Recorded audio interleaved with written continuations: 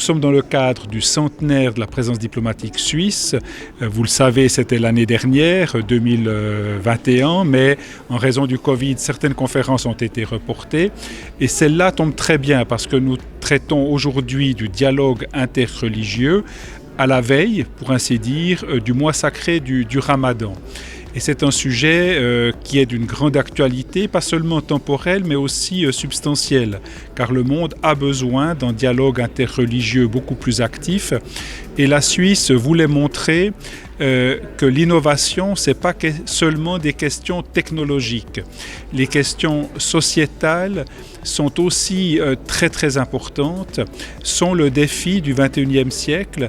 Et on peut être innovant, pas seulement en technologie, on peut être aussi innovant comment est-ce qu'on aborde l'autre, comment est-ce qu'on aborde le dialogue interreligieux. Et la Suisse, avec le centre de dialogue islam suisse, est aussi très innovante. Et le professeur Schmidt a pu démontrer l'importance, je crois, du dialogue interreligieux. Et c'est très bien de le faire évidemment au Maroc. Nous sommes en terre d'islam, mais aussi une terre qui permet aux trois religions abrahamiques de s'exprimer librement, pas seulement pour le simple fait de vouloir dialoguer, mais pour se renforcer mutuellement, s'enrichir mutuellement, et le dialogue le fait à merveille.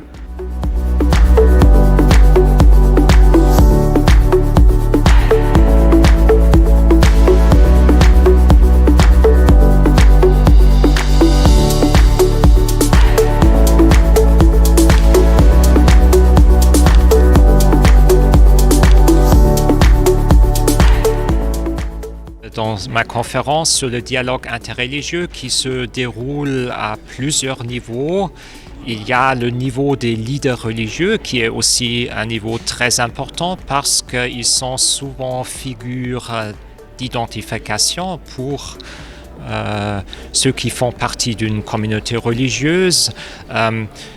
Donc, à titre d'exemple, je me réfère à la visite du pape Jean-Paul II au Maroc en 1985, qui a aussi produit des images très fortes de compréhension. Et puis, c'était révolutionnaire à l'époque, cette rencontre entre ces deux leaders pour la première fois qu'un pape a rendu visite dans un pays musulman. Mais le dialogue interreligieux se déroule aussi à différents niveaux. Il y a le niveau scientifique, il y a aussi le niveau des communautés plutôt de base. Et là, je me suis référé à un type de dialogue que j'appelle dialogue côte à côte.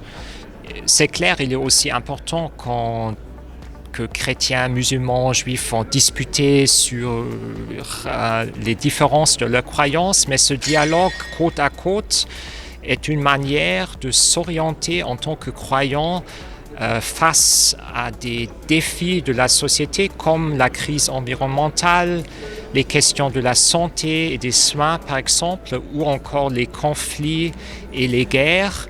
Et ce sont tous des sujets où il y a un défi commun, où toute l'humanité est mise en question, et puis là où des personnes de différentes croyances peuvent mobiliser des ressources sur la base de leur religion et convictions.